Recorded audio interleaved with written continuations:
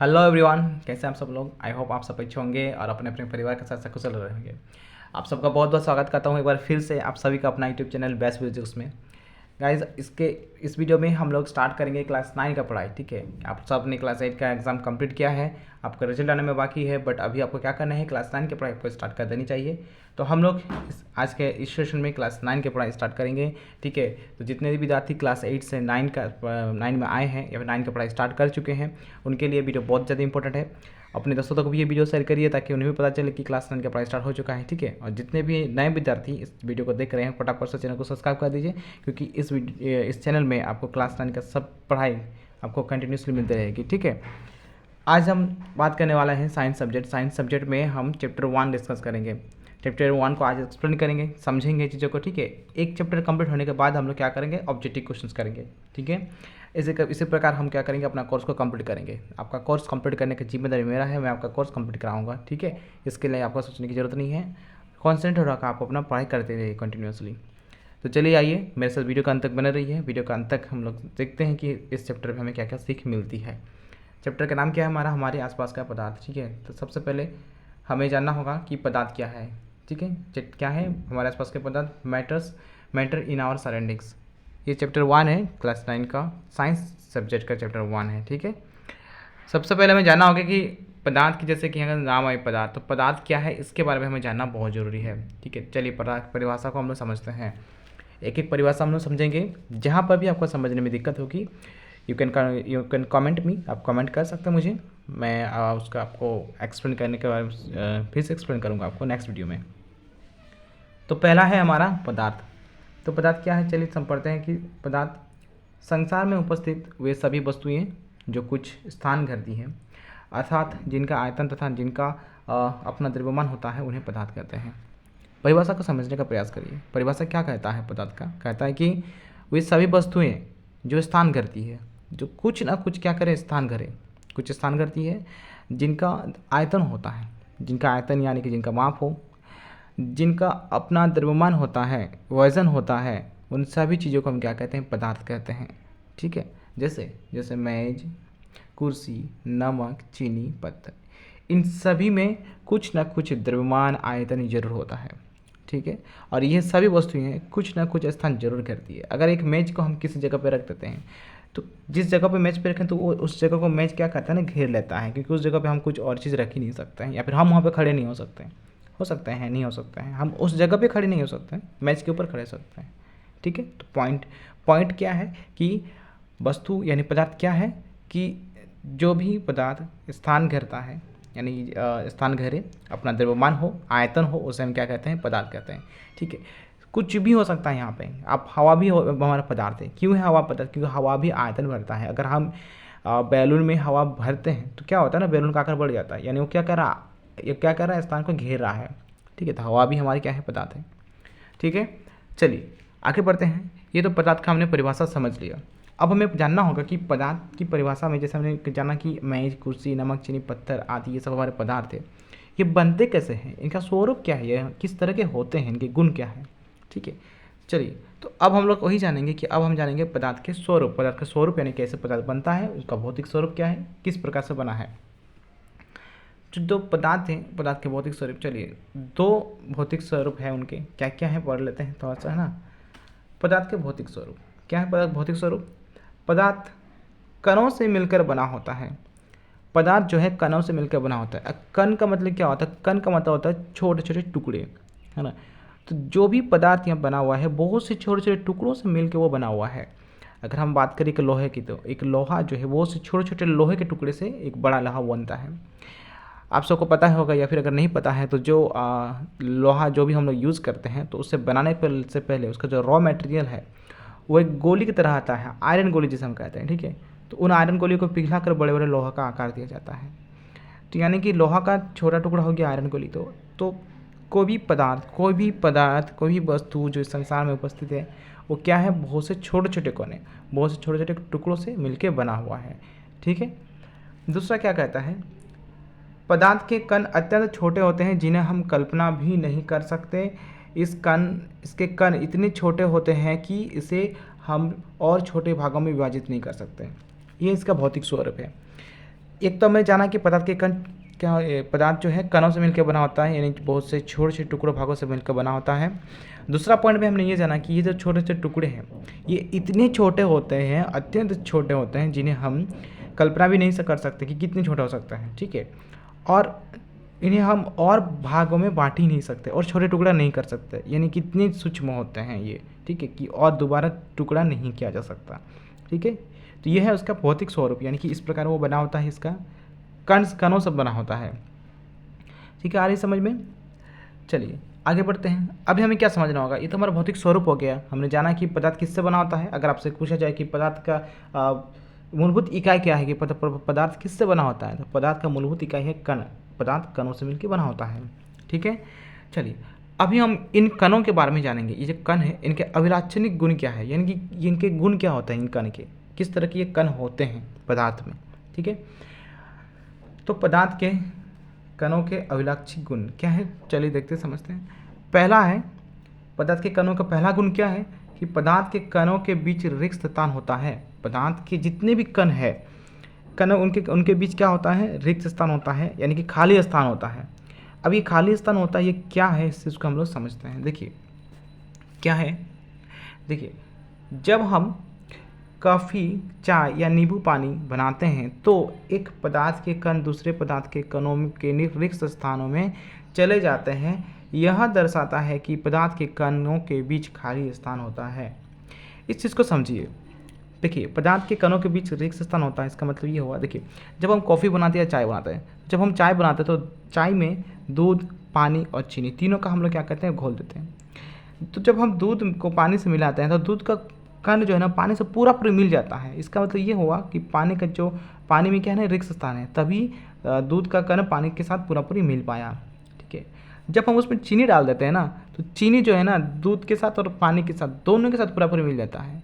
तो इससे हमें ये समझ में आता है कि दूध के कणों के बीच क्या होता है, रिक्त स्थान होता है, तभी जो चीनी है ना उस रिक्त स्थान में वो भर जाता है, और पानी के भी रिक्त स्थान में चीनी भर जाता है, तभी हमारा क्या बनता है, चाय हमारा बन जाता है, ठीक है।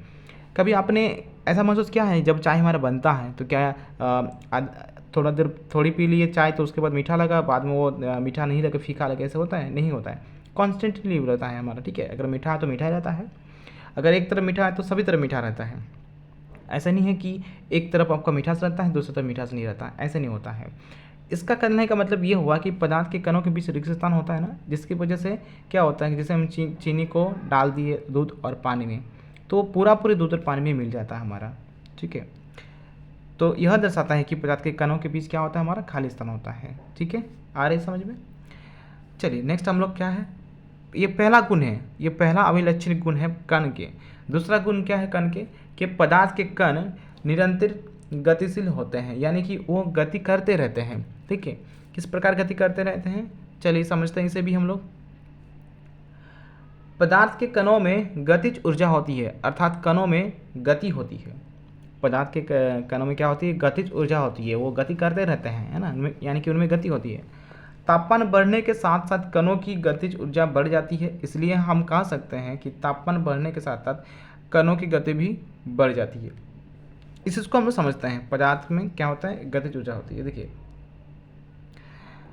जब हम तापमान हमारा जब ज़्यादा रहता है तो क्या होता है ना, बाष्पीकरण हो जाती है, यानी पदार्थ के कण क्या होते हैं, गति करने लग जाते हैं, उड़ने लग जाते हैं, ठीक है। तो तापमान बढ़ने के साथ साथ क्या होता है, पदार्थ के कण की गतिज ऊर्जा बढ़ जाती है। इसे और एक एग्जाम्पल समझते हैं। गतिज ऊर्जा का और एक दूसरे तरफ से समझेंगे अगर हम, जैसे मान के चलिए अगर हम कहीं पर भी पानी के बूंदे गिराते तो क्या पानी के बूंद जहाँ पे हम गिराते हैं वहीं पे स्थिर रहता है, वहीं पे स्थिर नहीं रहता है। क्या होता है, वो किसी भी दिशा में गति करने लगता है। मान के चलिए आपने पानी के बूंदे कहीं पे गिरा दिया, ठीक है, तो पानी के बूंद आप जहाँ भी गिराते हैं क्या वो पानी का बूंद वहीं पे स्थिर रहता है, कभी नहीं, है ना। थोड़ा सा ही सही किसी भी दिशा में क्या होता है, वो गति करने लग जाता है, चाहे इधर हो चाहे इधर हो चाहे इधर, ये फैलने लग जाता है, ठीक है। तो क्या कर रहा है, वो मूव कर रहा है, गतिज ऊर्जा। तो पदार्थ के कणों के बीच क्या है, गतिज ऊर्जा है, गति करता है, ठीक है। आ रही समझ में? नेक्स्ट क्या है, थर्ड नंबर हमारा अभिलक्षित गुण क्या है, पदार्थ के कण एक दूसरे को आकर्षित करते हैं। आकर्षित करने का मतलब हुआ एक दूसरे के साथ जुड़े रहते हैं, ठीक है। एक बल के साथ क्या करते हैं, एक दूसरे के साथ जुड़े रहते हैं। चलिए समझते हैं सभी हम लोग। पदार्थ के कण के बीच एक बल कार्य करता है, उनके बीच एक बल कार्य करता है। यह बल कणों को एक साथ जोड़े रखता है। पदार्थ के कण एक बल के माध्यम से एक साथ क्या होते हैं, जुड़े रहते हैं, जिसे हम पदार्थ के आकर्षण बल कहते हैं। ठीक है, प्रत्येक पदार्थ में यह बल, आकर्षण बल अलग अलग होता है। सब में यह आकर्षण बल अलग अलग होता है, किसी में ज़्यादा होता है, किसी में कम होता है। ठीक है, जैसे अगर हम एक लोहे को हथौड़े से चोट मारें तो क्या होता है, हथौड़े से चोट मारते हैं तो वो लोहा हमारा टूटता नहीं है, क्या होता है, हो सकता है कि वो टेढ़ा हो जाए। ठीक है, अगर सीधा है तो टेढ़ा हो जाता है। ठीक है, हम उसे बेंड कर सकते हैं, बट क्या वो टूटता है, बिल्कुल नहीं, वो टूटता नहीं है। इसी की जगह पे अगर हम एक रबड़ है, एक रबड़ के बेंड को हम जोर से खींचे, क्या हो जाएगा, हो सकता है कि हमारे बल के कारण रबड़ का बेंड टूट के दो भागों में आ जाए। तो इससे हमें क्या समझ में आ रहा है कि पदार्थ के कणों के बीच जो है ना एक आकर्षण बल होता है। जिसमें अधिक आकर्षण बल होता है वो टूटता नहीं है, और जिसमें कम आकर्षण बल होता है वो क्या होता है, टूट जाता है। ठीक है, तो इससे हमें ये समझ में आएगा कि पदार्थ के कण एक दूसरे को आकर्षित करते हैं। ठीक है, चलिए नेक्स्ट आते हैं हम लोग। अभी ये हमारा था 3 पॉइंट। ये 3 पॉइंट हमारे किस चीज़ का 3 पॉइंट है, इसे समझ लीजिए, ये पदार्थ के अभिलक्षिक गुण के 3 पॉइंट्स है। ठीक है, इन सभी पॉइंट्स को आप अपनी कॉपी में नोट्स करना स्टार्ट कर दीजिए एंड अपना पढ़ाई करना स्टार्ट कर दीजिए 9 क्लास का। ठीक है, और कंटिन्यूसली आपको वीडियो अपलोड होने वाला है, इसमें आपको अभी कोई दिक्कत नहीं है, सोचने की बात नहीं है। ठीक है, चलिए अब आते हैं हम लोग, क्या हमने ये जाना कि पदार्थ के 3 अभिलक्षिक गुण हैं, है ना, क्या क्या है कि पदार्थ के कणों के बीच रिक्त स्थान होती है, पदार्थ के कण निरंतर गतिशील होते हैं, और तीसरा है आपका पदार्थ के कण एक दूसरे को आकर्षित करते हैं। ठीक है, अब आते हैं, हमने तो पदार्थ के कणों के गुण पढ़ लिए, अब पदार्थ की कुछ अवस्थाएं होती है। पदार्थ की अवस्थाएं, पदार्थ की मुख्य तो 3 अवस्थाएं होती हैं, क्या क्या, ठोस, द्रव और गैस, 3 अवस्था है। सबसे पहले हम लोग समझते हैं यहाँ पे ठोस अवस्था क्या है। ठीक है, जैसे कि आप यहाँ पे देख सकते हैं स्क्रीन पे ठोस अवस्था, तो पदार्थ की वह अवस्था जिसका निश्चित है, यहाँ पे जिसका निश्चित आयतन, स्पष्ट सीमाएं तथा निश्चित आकार होता है, उसे ठोस अवस्था कहते हैं। ठोस अवस्था क्या है, ठोस अवस्था हम उस अवस्था को कहते हैं जिसका क्या हो, निश्चित आयतन हो, स्पष्ट सीमाएं हो, सीमाएं यानी कि लंबाई चौड़ाई माप हो उसका। ठीक है, निश्चित आकार हो, आकृति के एक निश्चित हो उसका, उसे ठोस अवस्था कहते हैं। जैसे कि मेज, आप देखे होंगे मेज एक ठोस अवस्था है। क्यों है मेज एक ठोस अवस्था, क्योंकि मेज का अगर हम बात करें तो उसकी एक स्पष्ट सीमाएं होती है ना, लंबाई चौड़ाई होती है। ठीक है, अगर बात करें उसका तो एक निश्चित का आकार होता है ना, मेज का आप आकार देखेंगे, कोई मेज चौकोना होता है, कोई गोलाकार भी आता है आजकल। ठीक है, तो इससे हमें क्या समझ में आ रहा है कि ठोस अवस्था क्या है, उन वस्तुओं को हम ठोस अवस्था कहते हैं जिनका क्या हो, निश्चित आयतन हो, या तो हम उसका निश्चित आयतन हो, स्पष्ट सीमाएं हो, उसकी सीमा हमें स्पष्ट नजर आएगी कि ये इतना सेंटीमीटर का है, इतना लंबाई का है, इतना चौड़ाई का है। ठीक है, और हम उनका आकार भी हमें निश्चित आकार हमें नजर आएगी। ठीक है, जैसे कुर्सी है, किताब है, पेन है, सुई है। आपने देखा कि पेन की जो आकृति है इस तरह से होती है, लंबी तरह से। तो जितने भी पेन हम लोग यूज़ करते हैं लंबा हम यूज़ करते हैं, तो उनका एक निश्चित आकृति है। किताब का आकृति की कैसा होता है हमारा, किताब का हमारा होता है घनाभ आकृति की। ठीक है, तो घनाभ इसलिए कह रहे हैं क्योंकि उसमें थोड़ा सा क्या होता है ना, मोटाई होता है हमारा, जो कि हम लोग ऊंचाई मानते हैं। ठीक है, पेन हो गया, सुई हो गई, इस सभी क्या है हमारा ठोस पदार्थ है। बहुत सारे संसार में हमारा उपस्थित है ठोस पदार्थ, बहुत सारे एग्जाम्पल इसका हमारा हो सकता है। ठीक है, तो जिसका निश्चित आकार हो, निश्चित आयतन हो, स्पष्ट सीमाएं हो, उसे हम क्या कहेंगे, ठोस पदार्थ कहेंगे। ठीक है, नेक्स्ट आते हैं हम लोग द्रव अवस्था में। द्रव अवस्था क्या है, पदार्थ की वह अवस्था जिसका निश्चित आयतन होता है परंतु निश्चित आकृति नहीं होता, या निश्चित आकार नहीं होता है, उसे द्रव अवस्था कहते हैं। ध्यान से समझिए इस चीज़ को। बहुत सारे वस्तु ऐसे हैं जिनका हम आयतन निकालते हैं, आयतन निकाल सकते हैं, यानी आयतन द्रव्यमान निकाल सकते हैं, बट उनका आकार नहीं होता है। क्या आपने कभी पानी का आकार देखा है? बिल्कुल नहीं। पानी का कोई अपना आकार नहीं होता है। पानी को हम जिस पात्र पर रखते हैं ना, वो उसी का आकार धारण कर लेता है। जब हम पानी को बोतल में रखते हैं तो हमें क्या लगता है कि बोतल पानी जो है ना बोतल का आकृति ले लेता है और भरा हुआ दिखता है हमें। ठीक है, दूध का भी अपना खुद का आकार नहीं होता है, स्याही का भी अपना खुद का आकार नहीं होता, तेल और भी बहुत सारी चीज़ें। ठीक है, यानी कि वे पदार्थ जिनका निश्चित आयतन होता है। अब हम जाल का आयतन निकालते हैं, दूध का भी आयतन निकालते हैं, स्याही का भी निकाल सकते हैं, तेल का भी हम लोग निकालते हैं। ठीक है, इन सभी का क्या होता है कि निश्चित हम आयतन निकाल सकते हैं, लेकिन इनका कोई निश्चित आकृति अपना खुद का नहीं है। ठीक है ना, तो इन्हें हम क्या कहते हैं, द्रवावस्था कहते हैं। इस संसार में उपस्थित वे सभी वस्तुएं हैं जिनमें सिर्फ और सिर्फ निश्चित आयतन होता है, उनका निश्चित आकार नहीं होता, उन्हें हम द्रव कहते हैं। ठीक है, चलिए अब लास्ट है हमारा क्या, गैस अवस्था। गैस अवस्था किसे कहते हैं? पदार्थ की वह अवस्था जिसका न ही निश्चित आयतन हो और न ही निश्चित आकार, उसे गैस अवस्था कहते हैं। गैस अवस्था ऐसी अवस्था है जिसका ना ही आयतन होता है, हम आयतन निकाल सकते हैं, और न ही उसका आकार हम ज्ञात कर पाते हैं, उसे हम गैस कहते हैं। जैसे कि हाइड्रोजन गैस है, ऑक्सीजन गैस है, नाइट्रोजन गैस है, या फिर हवा हम ले सकते हैं। हवा बहुत सारे गैसों का मिश्रण है, ठीक है। तो हवा को ना हम देख पा रहे हैं, ना छू पा रहे हैं, ठीक है, सिर्फ महसूस कर रहे हैं, और न ही इसका अपना खुद का निश्चित आयतन होता है, और न ही हवा का कुछ निश्चित आकृति होती है, ठीक है। और हाइड्रोजन गैस का भी ना खुद का उसका कुछ अपना आयतन होता है, और नहीं उसका कुछ निश्चित आकृति होती है। तो वे सभी चीज़ जो मतलब सभी गैस अवस्था में आप यही ले सकते हैं कि जितने भी गैस है वो हमारे गैस अवस्था के अंतर्गत आ जाएगा, ठीक है। तो ये क्या था हमारा पदार्थ की, ये 3 हमारे मुख्य अवस्थाएं थी, ठीक है। हमने क्या क्या पढ़ा आज? हमने पदार्थ की परिभाषा पढ़ा, पदार्थ का स्वरूप पढ़ा कि पदार्थ कैसे होते हैं, उनमें क्या गुण होते हैं, पदार्थ के कण के अभिलाक्षिक गुण पढ़े कि उनके कणों के बीच क्या गुण है, क्या प्रॉपर्टी है, क्या उनका नेचर है। उसके बाद हमने पढ़े क्या, पदार्थ के अवस्थाएं। ये 3 चीज़ें हम लोग पढ़ लिए हैं, मेन टॉपिक हम लोग पढ़ चुके हैं, ठीक है। इन टॉपिक्स को आप लिखिए, अपने कॉपी में नोट करना स्टार्ट कर दीजिए। जैसे एक चैप्टर कंप्लीट हो जाएगा ना हमारा पढ़ाई का पूरा कंप्लीट, उसके बाद हम ऑब्जेक्टिव करेंगे, ठीक है। तो आज का सेशन में हम इतना तक ही रखेंगे। ये हमारा पार्ट 1 का वीडियो है, ठीक है। पार्ट 2 के वीडियो में हम और भी चीज़ों के बारे में पढ़ेंगे, और भी टॉपिक्स इसके बारे में हम लोग डिस्कस करेंगे, ठीक है। तो आज का सेशन हम इतना तक ही रखेंगे, ठीक है।